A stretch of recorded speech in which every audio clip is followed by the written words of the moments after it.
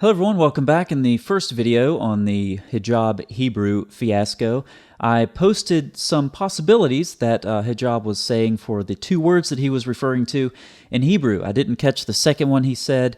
Can't really find any references to it in the Hebrew Bible, and he wasn't specific enough. I was a bit too generous, perhaps, in my speculation that he was referring to an Aramaic form and just got the two confused. We have a Muslim who wants to defend hijab, at least wants to propose a possible defense, and so we're just going to take a look at that comment, and we'll find out that we have one Muslim who doesn't know Hebrew trying to defend another Muslim who doesn't know Hebrew. So let's take a look at what we have real quick. All right, so this person references a particular passage, which I have loaded up right here, Haggai 2:5, and he says, this is probably what, so he states it modestly, that's good, this is probably what hijab meant, because the majority is variation of ruah. Okay, and then he comes down here and he says, Hijab said there are two words for spirit in Hebrew, ruh and ruach. All right, now, let's see if this claim actually holds water. This is what I want to look into, because again, you have Muslims who don't know Hebrew defending hijab, who doesn't know Hebrew. So this is the passage that is referenced, and this is the particular word that's referenced right here. So let's jump out of Bible Hub here and all of the transliterations and actually into the Hebrew text. So here I have both of these forms pulled up. This is the one that David Wood referenced in Genesis chapter 1, and you can see we're just going to leave this conjunction out of the discussion. Okay, it's not relevant.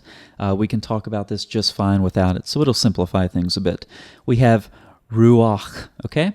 That's the form here. Notice this horizontal pen stroke. This is an A-class vowel, one of the A-class vowels, okay? It's called a Pathak. Here we have, again, to leave the conjunction out of the discussion, we have ruhi, okay? There is no A-class vowel right here. So when our friend commented, we'll go back to the comment, ruch and ruach, okay? Those are the two forms that he's referring to. So let's jump again back to the text. You have ruach, and then you have ruch with the sufformative here, the pronominal suffix, the 1cs pronominal suffix. So the question is, are these two different Hebrew words, or are they one Hebrew word? And to be more specific, we'll use the technical term lemma. Are these two lemmas or one? In other words, when you look this up in a lexicon, does it occur in two different entries, or do these words occur in one entry under different forms? All right, so let's dive into how this actually works in Hebrew morphology. Here I have for you, if you'll excuse my messy handwriting, these two forms, once again, without the conjunction. Again, it simplifies the discussion. So here we have ruach, and here we have ruhi. Now, this is that pesky little furtive Pathak that I was telling you about. Before I called it a Pathak, but in this particular morphology, it's called a furtive Pathak. So normally in Hebrew, you pronounce the consonant and then the vowel, but sometimes you pronounce the vowel and then the consonant, and that's the case here. That's why it's ruach, not rucha, because the vowel comes before the consonant. Now this occurs when some consonants, like this guy, occur at the end of the word. That's very important. This occurs, the furtive Pathak, when some consonants, like our one on the screen here, occur at the end of the word, okay? So when this consonant occurs at the end of the word, you may want to look for this Pathak, which is a furtive Pathak in this morphology, okay? And over here, we have our other form from the passage in Haggai, okay? Now, if you isolate these, this is what our commenter is talking about. If you isolate these, actually I don't need to do it on that side, then you have ruch and ruach. All right, so you can see what the commenter is talking about here. But again, are these two different lemmas, or are they the same? And you'll notice the key here is the absence of this pesky little furtive Pathak on this side. It doesn't exist, okay? So why does that happen? Well, let's look into it. I'm going to draw the lexical form of this. Right here we have ruach, same as what you see here, okay? Same thing, just with my messy handwriting, okay? Here's our furtive Pathak. Now what happens up here, you have This guy, think about this as one letter. Okay, this is a hirik yod, and this is how you make the word in Hebrew say my or mine. Okay, in this context, my spirit. You add that hirik yod at the end of it. Now it's the 1CS form, which is first person, and then C for common because this particular person isn't inflected for gender, and then singular, 1CS. But I said that the furtive Pathak here occurs when this consonant is at the end of the word. But what happens when you come over here and you add this hirik yod, guess what? This consonant is no longer at the end of the word. So what you have instead is just this hirik yod. The furtive Pathak drops off, the hirik yod replaces it, and now you have ruah in the 1CS form. And this is why when you look up ruah in a lexicon, you see all of these different forms. This is why we don't say that there's a new word for every different form in Hebrew. I mean, to take spirit, for example, if we made a new word every time we had a different form of spirit, how many words will we have for spirit? We would have, well, spirit, and then my spirit, your spirit, his spirit, her spirit, their spirit, everybody's spirit, right? And all of these would be different lemmas. No, it's one lemma, and it's inflected differently, or you have performatives and suffirmatives added to it to change the morphology as the syntax requires. But it's still the same word. It's one word, ruach. So, you have Muslims who don't know Hebrew defending Hijab who doesn't know Hebrew. And as I've reflected on this more, you really have a couple of options. You can try to defend him, or you can say, no, he didn't know what he was talking about. I can see that. He needs to do better.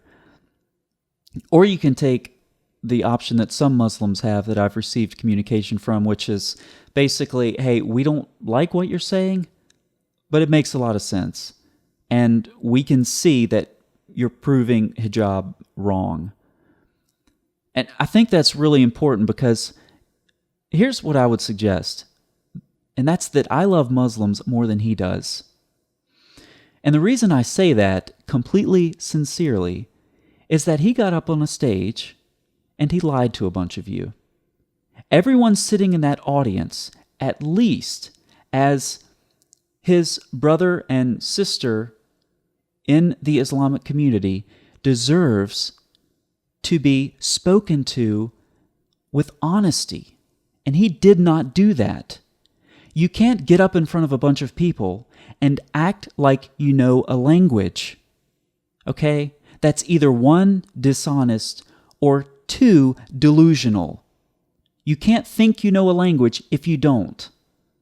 Unless, one, you have an arrogance problem, which is this in this particular case, or two, again, you're delusional, and I don't think that's the case. He owes his brothers and sisters as Muslims honesty, okay? And he did not deliver. That's not what you got. But you have people like myself, and because I love Hebrew, this is what I'm focusing on. I could be studying Aramaic right now, or I could be sitting on the couch with some popcorn watching a movie, maybe take a nap. It's been a long day, but I'm here making these videos because you as Muslims and Christians, you deserve to know the truth. And the truth is that your big bad apologist lied to you. And he lied to you to get a couple of cheap claps, to get a couple of cheap laughs. Did he not know that what he said was recorded and in the age of the internet would inevitably reach the ears and eyes of someone who knows Hebrew, someone who knows better, and someone who has a platform of some sort to reach Muslims and let them know you've been lied to? And I really appreciate the Muslims who have contacted me and said, hey, I'm not going to jump ship now, but what you're saying makes a lot of sense, and I have to admit that he didn't know what he was talking about. So, Why does your apologist not think that you as Muslims deserve to be spoken to honestly and truthfully? And that's a question you need to ask yourself, because you were lied to and there's no way around it. So, time is short these days, as I said it in the previous part of the video. The previous video, it's a long debate. If there are any other particular points that particularly as it relates to Hebrew that people want to bring up and have me address, then I can probably do that. But at this point, I think that this is all I'll do. I know that that Hijab is embarrassed now, and he, like a coward, is getting his dawah teams, and they're reporting videos of people who are uploading critiques of his performance, and they're claiming copyright, which is a bunch of nonsense. If you can't deal with the truth, you silence the truth, and that's what he's trying to do. It's even worse. Not only does he lie to his Muslim brothers and sisters, but he wants to shut down people like myself who are correcting him. But, you're Muslims. You're created in the image of God. Christians like me talk to you not because we get rich doing it, not because we don't have anything better to do, but because we want you to know the truth and we want to communicate that to you as clearly as possible, and that's what I've tried to do here in this short video series. So thank you for watching, and I'll see you for the next video.